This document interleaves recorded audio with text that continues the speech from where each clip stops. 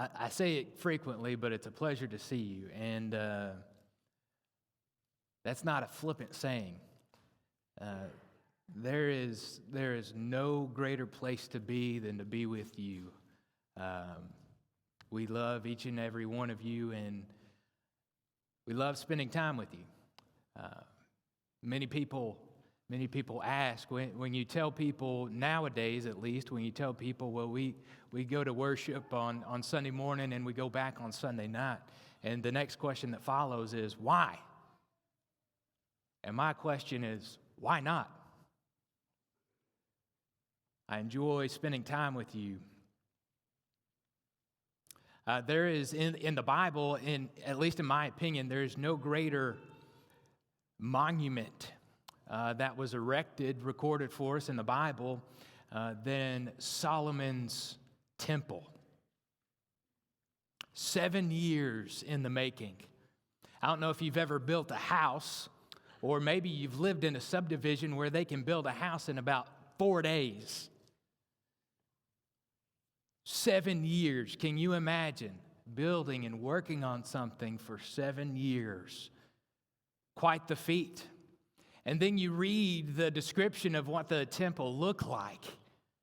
And just to behold it, the cedar wood, what that would have smelt like to walk in it. The decoration, of which everything was inlaid. And how shiny it must have been. Everything was overlaid with gold. What a beautiful place that must have been to be in the temple that Solomon built. Is there a better place to be than to be in the presence of God? In my opinion, that's the greatest monument that's recorded for us in the Bible. The greatest moment that's recorded for us in the Old Testament. And perhaps one of the fiercest is recorded for us in the dedication of that temple. You remember the event in 1 Kings as the story unfolds, that the temple is finally finished after 7 years in the making. And the temple dedication, at the temple dedication, the glory of God comes down. And if you remember, it fills the temple so that there's fear. And the people could not enter the temple because of the glory of God. What an incredible sight that must have been. Subsequently, after this, we have thousands and thousands of animals. If I remember correctly, it's 120,000 sheep. 120,000 sheep that are sacrificed. And 22,000 bulls. Can you imagine seeing a herd of 120,000 and 22,000? What a thing that must have been. But in the middle, in between those two events, the sacrificing and the glory of God filling the temple, you have on the screen 1 Kings chapter 8, beginning in verse 54, through verse 61, you have Solomon's benediction after all of Israel has gathered to the temple and to witness this event. Solomon addresses the nation of Israel with this benediction, and this is where we're going to spend our time in 1 Kings chapter 8, verses 54 through 61. Let's read it together before we get started. Now, as Solomon finished offering all this prayer and plea to the Lord, he arose before the altar of the Lord, where he had knelt with hands outstretched toward heaven. And he stood and blessed all the assembly of Israel with a loud voice, saying, "Blessed be the Lord who has given rest to his people, Israel, according to all that he promised. Not one word has failed of all his good promise, which he spoke by Moses, his servant. The Lord our God be with us, as he was with our fathers. May he not leave us or forsake us, that he may incline our hearts to him, to walk in his ways and to keep his commandments, his statutes, and his rules, which he commanded our fathers. Let these words of mine with which I have pleaded before the Lord be near to the Lord our God day and night. And may he maintain the cause of his servant and the cause of his people Israel, as each day requires, that all the peoples of the earth may know that the Lord is God, there is no other. Let your heart, therefore, be wholly true to the Lord our God, walking in his statutes and keeping his commandments as at this day. That is the benediction. After the glory of the Lord fills the temple, and after this we see the offering 22,000, 120,000 sheep. What an incredible sight this must have been. I want to hone in the time that we get to spend together. I want to hone in on what Solomon says, specifically beginning in verse 56. With arms outstretched to God, verses 56 through verse 61. And I want to analyze it. I want to pick it apart. And we could spend a lot of time looking at all the things and the depth of what Solomon says here. But for our time, in order, if we could break it down like this, the benediction consisted of a charge that Israel needed to remember. First of all, what he says is the promises of God. That you need to remember what God has promised to you. The promises of God are the promise, first of all, what he says is the promise of rest. Read it again in verse 56. Blessed be the Lord who has given rest to his people Israel according to all that he promised. Rest. It's a promise of rest. God promised rest to his people long ago. It's interesting, at least it is to me, that the first time, right, we've got this nation coming from Abraham, they go down to Egypt, they become this vast multitude in Egypt, right? In captivity. And he never promises them rest. They were slaves. But he never promises them rest until after Mount Sinai. So you have this incredible thing, right? Because they go through the wilderness. They have the parting of the Red Sea. They come to Mount Sinai, right? And in Exodus chapter 32, we've got the great commandments. And then after the commandments and the glory of God and everybody's scared, we have in 32, we've got what? The golden calf, right? Coming down, you talking about coming down off of a high. Your face is literally shining. You're coming down and the golden calf. And then after this, this is in Exodus chapter 33 that we have this, and we'll read it in a moment. But right after that, I want to put it in its context. Moses has to go back up the mountain. And he's got to do the tablets himself, which I'm sure is no easy feat. Never done it, but I'm sure it's a little bit difficult. In between the golden calf, the broken tablets, and writing the tablets again for yourself, we have the first time, at least to my knowledge, and I've been wrong one time before, we've got the first time rest is equivalent to the promised land.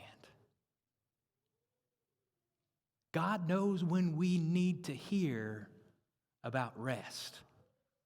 Isn't that interesting? Look at what he says here in Exodus chapter 33. Again, in its context, it is beautiful as to what he's saying, what he's promising to Moses. Read with me, starting in verse 12. Moses said to the Lord, "See, you say to me, bring up this people, but you have not let me know whom you will send with me. Yet you have said, I know you by name, and you have also found favor in my sight. Now, therefore, if I have found favor in your sight, please show me your ways, that I may know you in order to find favor in your sight. Consider, too, that this nation is your people." And he said, "My presence will go with you, and I will give you rest."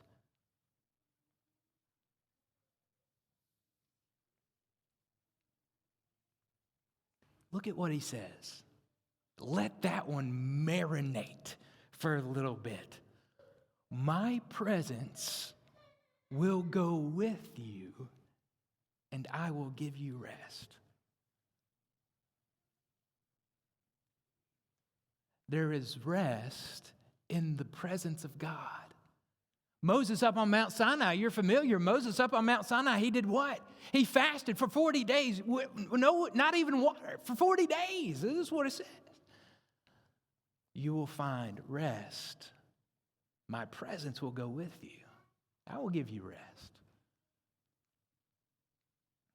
The next time, interestingly enough, unless I'm mistaken, the next time that we have the equivalent of the promised land equated with rest is after this generation passes away, in the second giving of the law in the book of Deuteronomy. God knows when and where and how we need to find rest. So we have, coming back to the benediction of Solomon, the promise that God promised Israel was that he will give you rest. Long ago. But it's interesting, at least in my estimation, it's interesting because after he says this in verse 56, "Blessed be the Lord God who has given rest to his people Israel according to all that he promised. Not one word has failed of all his good promise." So there's the promise of rest, and then there's the good promises, the promises of God, and all promises that God gives are good promises, aren't they? In fact, perhaps coming off of our study from James, if you've been in the multipurpose room, on this side, on the big side of the multipurpose room, James chapter 1, verse 17, every good and perfect gift is from the Father of lights, with whom there is no variation. Everything good comes from God, doesn't it? In Deuteronomy chapter 27 and chapter 28, if you want to turn over there and look at that, all the good promises that God has promised, all of those have come to fruition. But if you're reading Deuteronomy 27 and chapter 28, you're going to see that Israel is up on Mount Ebal. And if you remember, there's the blessings and the cursings back and forth. Blessed, if you follow God and keep his commandments, you will be blessed. But on the other side, cursed if you don't follow God, if you don't keep his commandments. So intrinsic in God keeping his good promises is that you follow God's good rules, that you do what God has asked you to do. So remember the benediction of Solomon. Remember the promises of God. The two enumerated here, remember that God promises rest. And if you turn to Hebrews chapter 4, God promises an even better rest in the promised land. He promises the promised land. God promises to do good, and he will do us good. Certainly do us good on Judgment Day. But also you need to remember the people. The benediction is to remember the people. Verse 56, 59, and we'll look at verse 60. But look at what it says here in 56. First of all, blessed be the Lord who has given rest to his people. There's the first time that we see it. Then look again in verse 59. Let these words of mine, with which I have pleaded before the Lord, be near the Lord our God day and night. And may he maintain the cause of his servant and the cause of the second time, his people. May he maintain the cause of his people. Remember the people. If if God is going to do good to his people, we need to make sure that we are part of God's people. Remember the people. We see this fascinating story up to this point, right? If we're reading chronologically the story of the Israelites, the story of God, the epic of God. Fascinating story. He says it this way in Deuteronomy chapter 4. We already talked about it. Jacob goes down to a couple generations away from Abraham, goes down to Egypt, and from there they go down 70 people. They come out a couple million. Incredible. From there, we have this statement in Deuteronomy chapter 4 of what God has done for, emphasize it, his people. Look at 34 and 35 with me.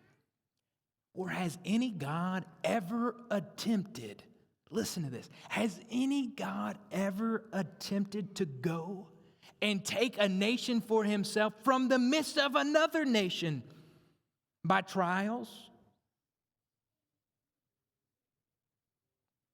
by signs, by wonders, by war, by a mighty hand and an outstretched arm, and by great deeds of terror, all of which the Lord your God did for you in Egypt before your eyes? To you it was shown that you might know that the Lord is God. There is no other besides him. Has this ever been done before? Have you ever heard of anything like this? This is no doubt his people. Don't forget it. These are God's people, the people of God, the people that God chose, the people that God took, the people that God made, the people that God established. These are God's people. But they've always had a purpose. God's people, this is a continuous fact throughout all of Scripture. God's people have always had a purpose. If you turn to the very last chapter in the Old Testament, you're in the book of Malachi. In Malachi chapter 3 and verse 17 and verse 18,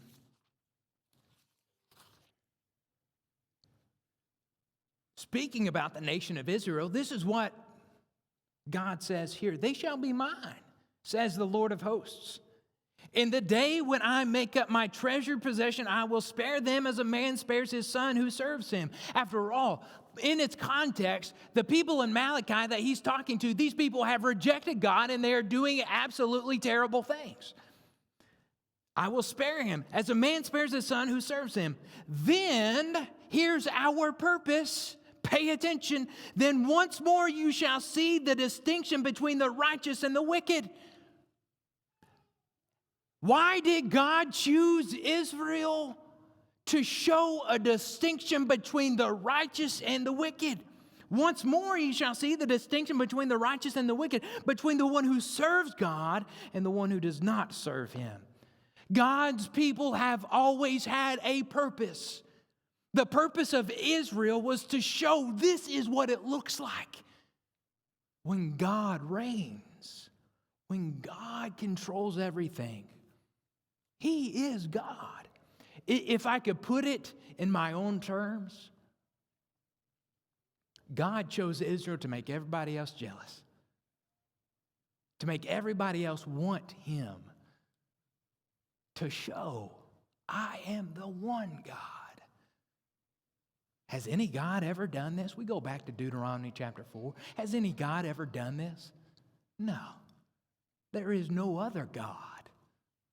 That's what verse 35 tells us. Make no mistake about it. what you read in going back to the benediction, what you read in verse 56 and what you read in verse 59, Israel is his people. His people. But his people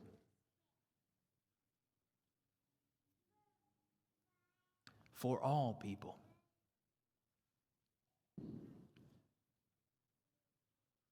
Don't lose sight of the fact. Why did God choose Israel? Go back, look at it. If you're still in Malachi chapter 3, then once more you shall see the distinction between the righteous and the wicked, between the one who serves God and the one who does not serve. To show everybody else, this is God. This is what it looks like. The reason God chose Israel was to bring all nations to God. Why?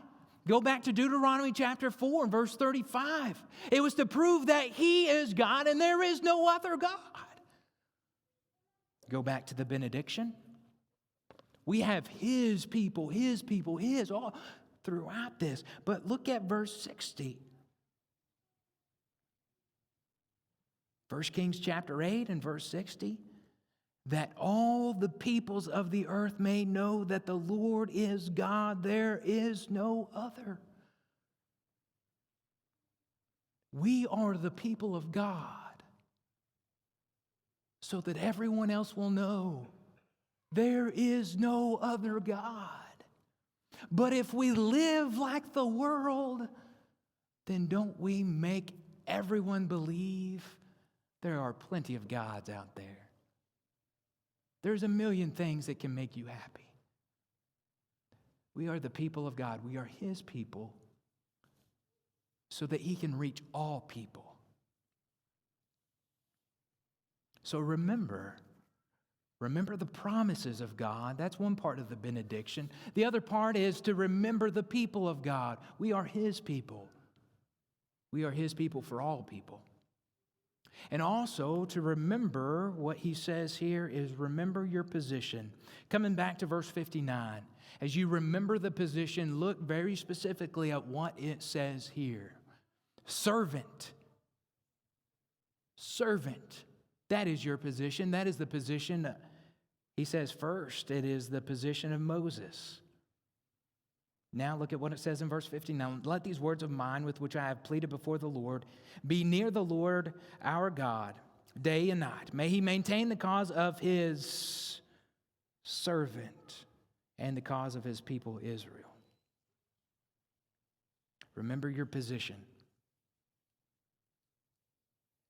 We are in a position of being a servant. Do you ever find yourself wondering who serves who?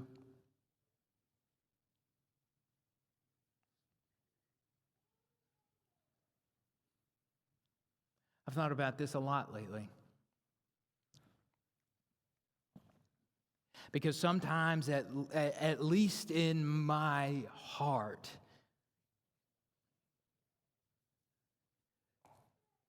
sometimes it feels like I treat God like it is His job to take care of me. Or if I could put it in a different way, does God serve me or do I serve God?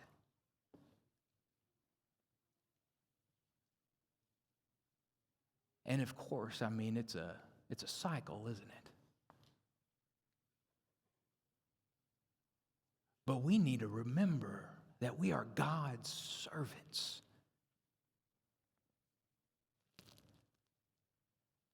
Sometimes when I pray, and maybe you are in the same boat, I feel like the prodigal son. Father, give me the share of property that is coming to me. God, give me. Father, give me. Watch out for this. Take care of this. Help me, help me, help me, help me, help me. And of course, I'm acknowledging my feebleness and God's powerfulness, but I wonder if it ever comes across like I want God to serve me when, in fact, I should be serving God. But the very object of being a servant, it qualifies several things. First of all, it qualifies that there is a superior, that I am not the one in control, that there is a superior that is higher and mightier and more important than I am. Need to remember, I'm a servant. God is in control. Implicit with being a servant within that is that there are orders to follow. That there are things that you have to do, right? If you allow, there's a chore list, right? There are tasks that you need to accomplish, perhaps even on a day-to-day basis. If you don't believe me, back up and you read 5 different times, 5 different ways it's stated in verse 58. Ways, statutes, commandments, all the things that you've commanded us to do. We are his servants. He's in control. He is the superior. He gives the orders. Don't forget it. And it also reminds me that I've got a job to do. That I'm not here in this world, in this life, for a free ride. If I truly see myself as a servant to serve God, I have no right to put on cruise control and to sail through life. I work for God if I'm a servant. So remember his benediction. At one of the greatest ceremonies, perhaps even in the whole Bible, his benediction is to remember the promise of God. God's promises, they're always good. One day he's going to give us all rest. Remember the people. We are God's people. We are his people. But we have a specific purpose, and our purpose is for all people. That's why we're here. After all, aren't we a servant? Isn't that our position? Remember. Sometimes it's easy to forget. I don't know if you've forgotten in your life. I don't know if this has rekindled some feelings and some attitudes, perhaps that you needed addressed. I know it has in my life. And I hope that you pray for me always.